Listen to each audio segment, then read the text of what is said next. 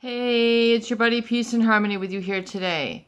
We're focusing in on some of the blocks. What are some of the barriers? What are some of the obstacles that are holding you back from really working through relationship issues, particularly as they relate to those surrounding the narcissist or a psychopathic individual who has caused trauma bonding, a lot of shaming, a lot of inferiority, just a lot of conflict consciousness in your relationship, but even more rippling on into your life. And if you find it's impacting all areas of your life, including your emotions, your thought process, your self-esteem, the activities that you pursue, the foods that you eat, your health, if it's having a negative repercussions in your life. So it's very important to really look at and understand what are some of the blocks, what are some of the barriers that are preventing you from fully realizing what is going on in the situation and then moving forward beyond it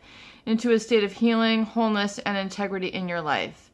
And one of the main barriers I find is when someone really is lacking knowledge and they don't really understand what has occurred to them. They don't understand it in its fullness. And this can be a state of denial. And oftentimes it can be due to a lack of conscious awareness of what is going on. So it's very important for you to realize in awareness, just the very act of awareness that something is not right. Something is causing a lot of strife, something is causing a lot of issues, is causing you unhappiness and fulfillment. It's causing you a deficit in this area in your life.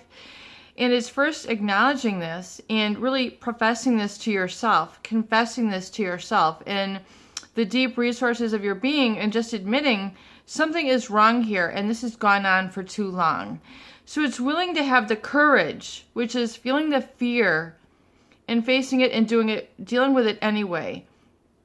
The courage to accept and the courage to understand and the courage to identify what is, and accept, come to an acceptance versus a denial, versus a bargaining, versus really understanding the difference between want and need. You might want the relationship to be different. You might want this person to be more accessible, more emotionally available. You might want them to be able to consider and factor in your needs, understand where you're coming from, get it, come together, reach a state of understanding, a state of closure. With a narcissist or a psychopathic individual who has really very much a lack of an empathy, they're not really going to resonate. They're really not going to get it. They're not going to meet you in the middle. They are going to engage in pathological lies. They are going to engage in this mask. They're not going to be in the same kind of inner circle, inner emotional life as you. They are just coming from a different place. So that awareness, if you can understand that not all people will look at relationships in the same way. They don't look at life in the same way. They don't have the same connection to life. They're going to engage in relationships in a whole different manner. They're going to look to relationships for a whole different purpose.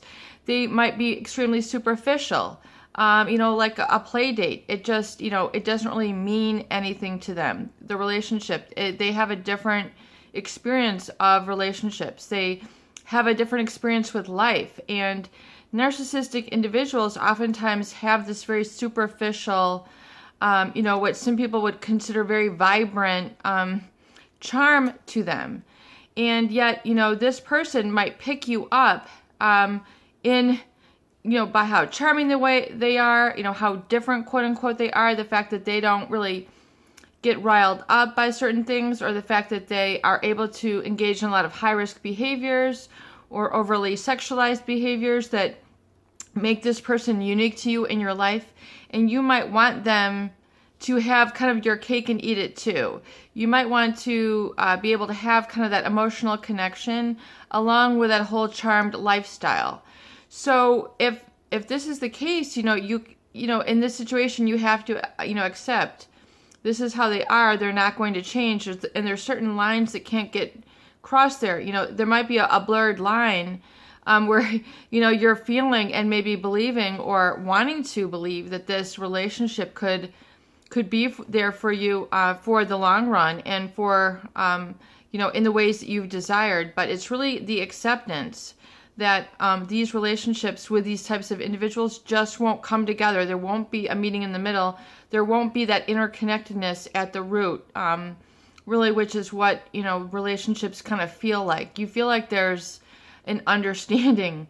It's just kind of like a transparency, in other words. A transparency means, I get where you're coming from, you get where we're coming from, and there's an interdependency. But when you're engaging with those individuals who have a mask, a facade, you're interacting with that facade. You're not interacting with a genuine person. So that facade can change and shift, and chances are you've seen it change and shift on you in the way that you've been treated, the way you've been related to, the things that you found out that they talk about you behind your back or bring in other people into the relationship to try to create that pathological envy, that jealousy. And meanwhile, you feel like you're kind of ignored. You feel like you're kind of not even there. It's just like you're not even attended to. It's because you're understanding now what is called the emotional life, that this individual is not able to engage in that energetic field, if you will, that quantum field of life and of relationships. They're just not able. And so, it's very important to accept that and to realize that if you have been, kind of holding on to that is a barrier to your healing and a barrier to you really living your best life, in touch with life, as an integrity individual human being. So if you have been really trying to live in that denial or wanting things to be different, I understand that want. However, you do have to understand that things can't be different. You can't change this person.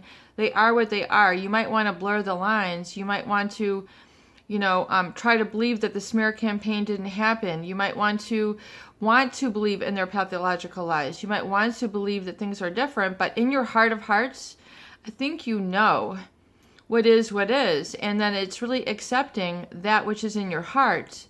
And, if you were to ask yourself, in my deepest heart, what should I do with regards to the next steps in my relationship?